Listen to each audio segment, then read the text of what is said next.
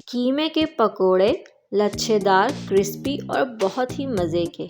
ऐसी यूनिक और easy recipe के खाएं तो मज़ा ही आ जाए और बनाएं तो फटाफट से बन जाए। तो बनाएं कीमा पकोड़े और बढ़ाएं रमज़ान में इफ्तार की शान। और जब हो इफ्तार पार्टी की बात तो ये रेसिपी बन जाए आपकी पहचान। अस्सलामुअलैकुम friends, welcome to my channel cooking Naaz के साथ और मैं हूँ आपकी host and friend chef Naaz. Friends, आज हम बहुत ही यूनिक रेसिपी बनाएंगे, वो है कीमे के पकोड़े। ये 200 ग्राम बीफ का कीमा है। इसे मैंने अच्छी तरह से वॉश कर लिया था। ये बहुत मोटे नहीं होने चाहिए। 2 अदद मैंने दरमियाने साइज़ की प्याज काटी है, बारीक स्लाइसिस। प्याज की क्वांटिटी कीमे के हिसाब से कम या ज़्यादा कर सकते हैं। हाफ टी स्पून वाइट ज़ीरा दरदरा कुटा हुआ, साबित धनिया 1 टीस्पून दरदरा सा कूट लें, हाफ टी स्पून कुटी मिर्च, हाफ टी स्पून सुर्ख मिर्च पाउडर और 1 से 2 अदद मोटी हरी मिर्चें। फ्रेंड्स, पकौड़ों में हमेशा आप मोटी हरी मिर्च का इस्तेमाल किया करें, क्योंकि हम यहाँ मीट यूज़ कर रहे हैं तो इसलिए हमने अदरक लहसुन का पेस्ट लिया है half tea spoon. 2 table spoon हरा धनिया बारीक काट लें, नमक हाफ टी स्पून। मिर्ची और नमक अपने टेस्ट के हिसाब से आप कम या ज़्यादा कर सकते हैं। 2 टेबल स्पून मैंने इसमें मैदा डाला है ताकि पकौड़े बहुत ही क्रंची और क्रिस्पी बने। ये सारी चीज़ें डालने के बाद हम इसे अच्छी तरह से मिक्स करेंगे और ये जो प्याज है इसे हम इतना मिक्स करेंगे कि प्याज की जो परतें हैं वो अलग हो जाएं। ये देखें इस तरह से, और तमाम मसाले गोश्त में अच्छी तरह से मिक्स हो जाएं। फ्रेंड्स, मैंने हाफ कप बेसन लिया है, लेकिन इसमें हम पूरा नहीं डालेंगे। आपको पता है बेसन हम सिर्फ बाइंड करने के लिए यूज़ करेंगे।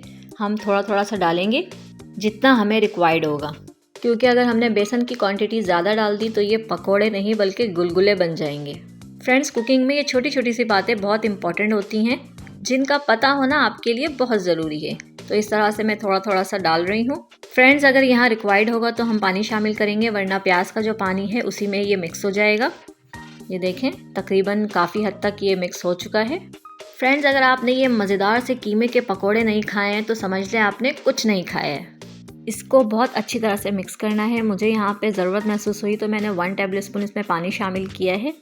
तो ये देखें यहाँ पे बहुत अच्छी तरह से मिक्स हो चुका है और ये बाइंड भी हो रहा है। इसे मज़ीद चटखारेदार बनाने के लिए मैं यहाँ पे हाफ लेमन डाल रही हूँ निचोड़ कर।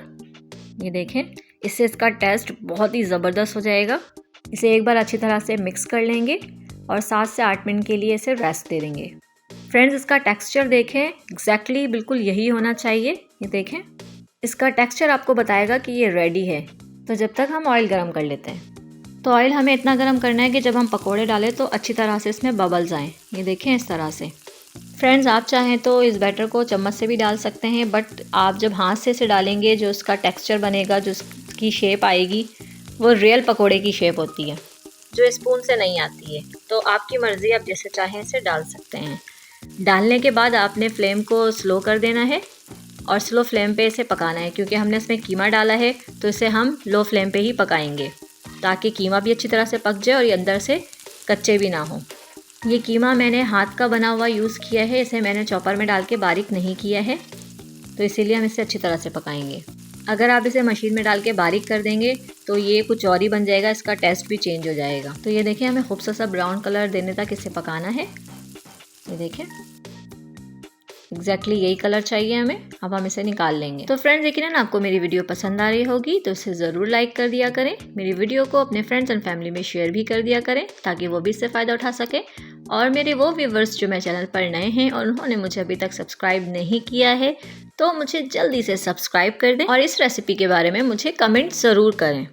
फ्रेंड्स, वैसे तो ये पकौड़े आपका जब दिल चाहे आप इसे बनाकर खा सकते हैं। इतने क्रंची, इतने टेस्टी, इतने मज़ेदार हैं। क्योंकि रमज़ान आने वाला है तो आप इसे अपनी इफ्तारी में ऐसे ज़रूर ट्राई करें।